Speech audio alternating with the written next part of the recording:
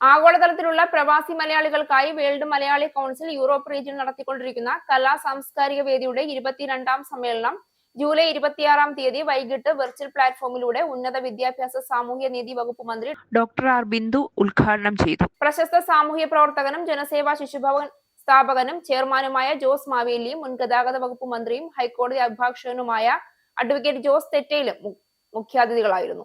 തെരുവ് മക്കളില്ലാത്ത ഭാരതവും തെരുവ് നായ്ക്കളില്ലാത്ത കേരളവും എന്ന വിഷയത്തെ ആസ്പദമാക്കിയുള്ള ചർച്ചകളായിരുന്നു 22ാം കലാ സാംസ്കാരിക വേദിയിലെ മുഖ്യ അജണ്ട.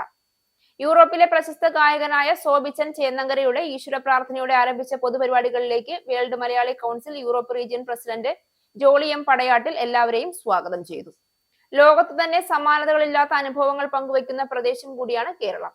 ലോകത്തിന്റെ വിവിധ രാജ്യങ്ങളിലായി കഴിയുന്ന പ്രവാസ സഹോദരങ്ങൾ എല്ലാവരും തന്നെ വിപുലമായ അനുഭവ സമ്പത്തും ജീവിത പരിചയവും അറിവുകളും സമ്പാദിച്ചിട്ടുള്ളവരാണെന്നും ഈ അനുഭവ സമ്പത്തുകളും അറിവുകളും പുതിയ തലമുറയ്ക്ക് പകർന്നു നൽകുന്നത് അനിവാര്യമാണ് എന്നും അതിനായി സംസ്ഥാന ഗവൺമെന്റ് വിവിധ അവസരങ്ങൾ ഒരുക്കുന്നുണ്ടെന്നും മന്ത്രി ഡോക്ടർ ആർ ബിന്ദു പറഞ്ഞു.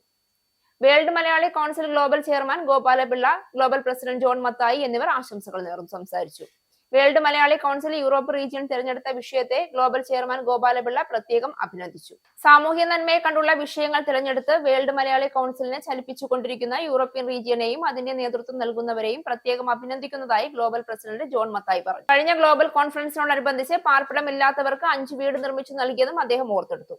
World Malayali council silver jubilee ആഘോഷിച്ചപ്പോൾ AVR ക്യാൻസർ സെന്ററുമായി സഹകരിച്ച് രോഗികൾക്കും അവരുടെ ആശ്രിതർക്കും താമസിക്കുവാനായി 5 റൂമുകൾ സംഭാവന നൽകിയെന്നത് എടുത്തു പറയേണ്ട നേട്ടമാണ്.